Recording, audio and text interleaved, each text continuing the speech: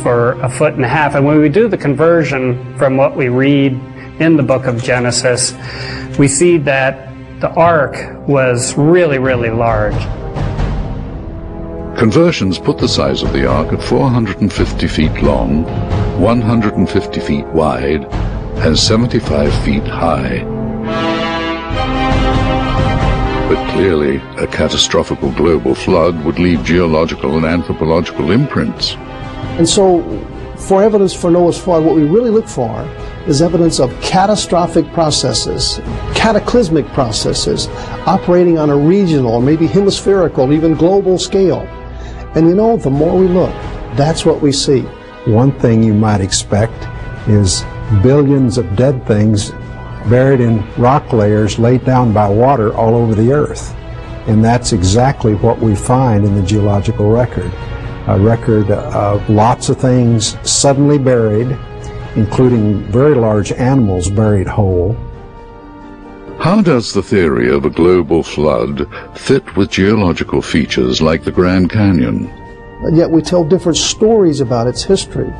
Now, the way the evolutionist is taught to think, the way I was taught to think, the way all of us are taught to think in our education, is that present processes have done it all. And so you see this 18-mile wide canyon and this little bitty 100-foot river down there, and that river is, I suppose, doing some erosion. At present rates, the river would take millions upon millions of years to carve out the Grand Canyon. But the creationist might say a different idea. It says this looks for all the world like a larger volume of water came through here and carved this thing out rapidly. That would be the great flood of Noah's day. Could this interpretation of data be supported? By the way, even my evolutionary colleagues nowadays have recognized that the Colorado River would never carve a canyon like this. The mechanics of erosion are all wrong, that it just wouldn't carve a canyon like this. And they have come to the conclusion also that a huge volume of water racing through here not very long ago carved this canyon out rapidly. That's consistent with and supportive of the biblical doctrine of the great flood of Noah's day.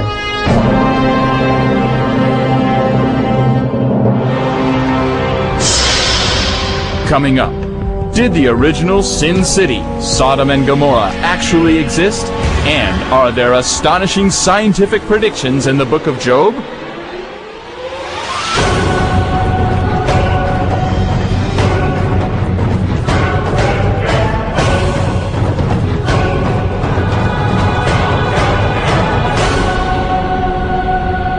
Genesis depicts God as slow to anger, yet quick and decisive in judgment.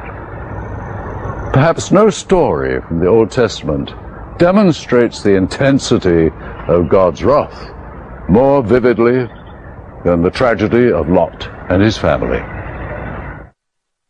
The story of Sodom and Gomorrah is about sin and about punishment. It's about God deciding that he's had enough of unrighteousness and wickedness, and he's going to take action, and he's going to destroy it.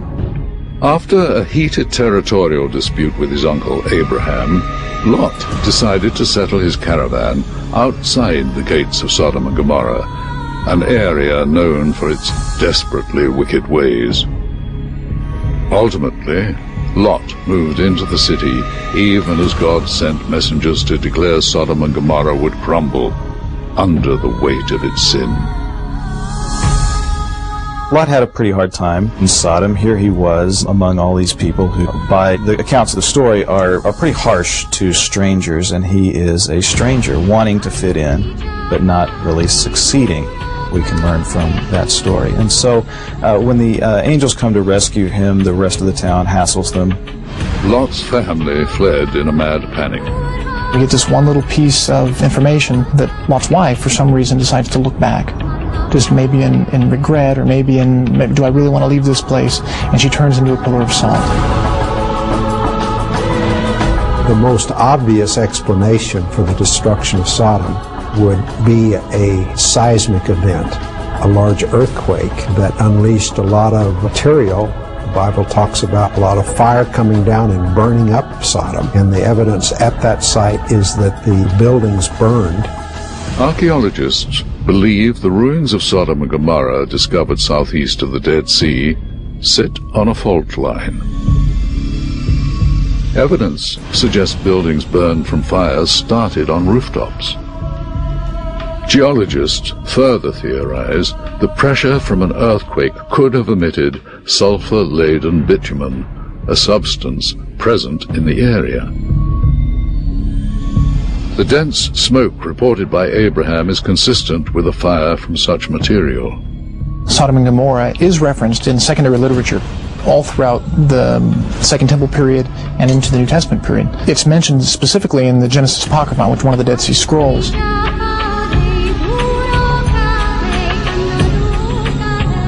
Next, we examine a story about a man who wrestles with the stubborn reality of evil in the world.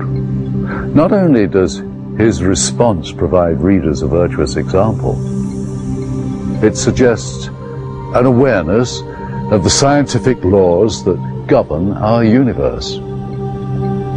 His name is Job. Job was a man that lived probably 3,500 to 4,000 years ago. We don't know exactly where he lived, but we know that he was quite wealthy, herdsman and a farmer, was very much blessed by God in terms of wealth and well-being, good family, excellent reputation in the community. At the beginning of the book of Job, the readers are introduced to a scene from the heavenly courtroom, where these figures called the sons of God, later we would think of them more as angels or as God's cabinet, so to speak, come to report to him about their activities. One of these figures, Satan, acted as both eager prosecutor and willing executioner. And Satan's appeal to God was, well, this man is so righteous because you've blessed him with so much physical well-being.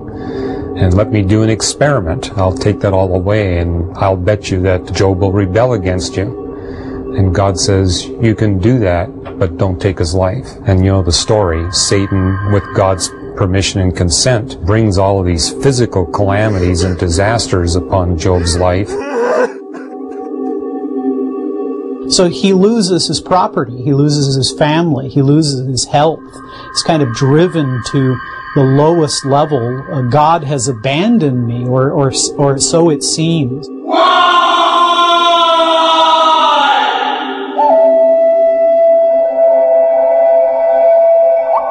The Book of Job presents readers with a long-standing ethical quandary. Why do bad things happen to good people? Believers in God can go through great suffering, difficulty, and trial. Their lives can have havoc ruined within it. That doesn't necessarily at all mean that they have done something wrong or that God is bringing judgment. Trial and difficulty are often God's way of pruning a person's character.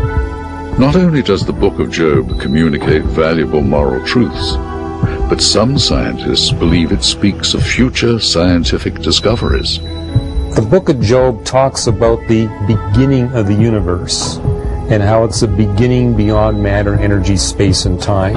It's the first book of the Bible that talks about the expansion of the universe.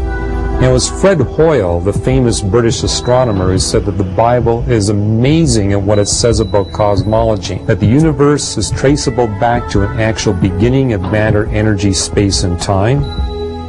How could a book written several centuries before the advent of modern science contain such mind-boggling information? One of the dominant themes you see in the book of Job is that it talks about God creating life in optimal form with optimal designs, but not just optimal life forms, but optimal ecological relationships. In other words, he creates carnivores to relate to herbivores, so the carnivores are only able to kill off the weak, the dying, and the sick, or the unwary. Not so effective that they wipe them all out, or so ineffective they can't kill any. The ecological relationships are idealized. Scientists count up to 10 other scientific predictions suggested in the Book of Job. They cover issues in the field of meteorology, oceanography, the study of prehistoric animals and fossil remains.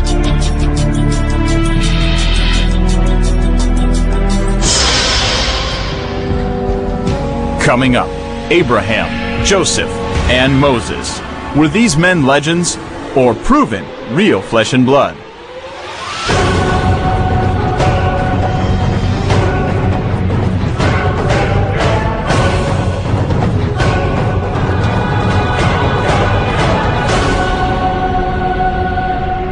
In Job, the reader witnesses astonishing acts of faith. Although Job suffered unjustly, he refused to curse God and instead trusted God's mysterious ways. And speaking of faith,